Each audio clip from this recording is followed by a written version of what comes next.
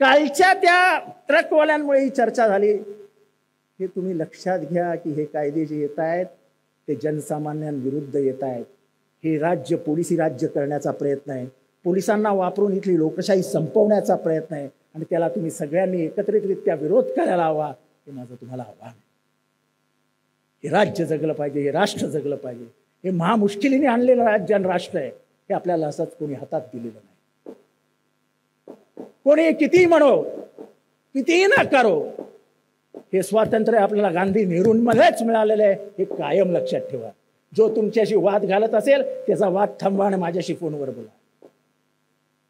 गांधीजींची हत्या ही 1947 साली नाही झाली, त्यांच्यावर पहिला हल्ला 1935 साली झाला, दुसरा हल्ला 1938 साली झाला, तिसरा हल्ला 1942 साली झाला।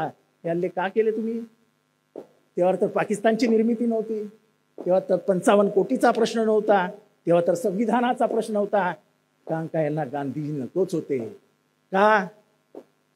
तर गांधीजी बनिया होता आणि तो ओबीसी होता, आणि इथल्या मोठ्या चळवळीचा नेता हा ओबीसी आहे, ते त्यांना मान्य नाही।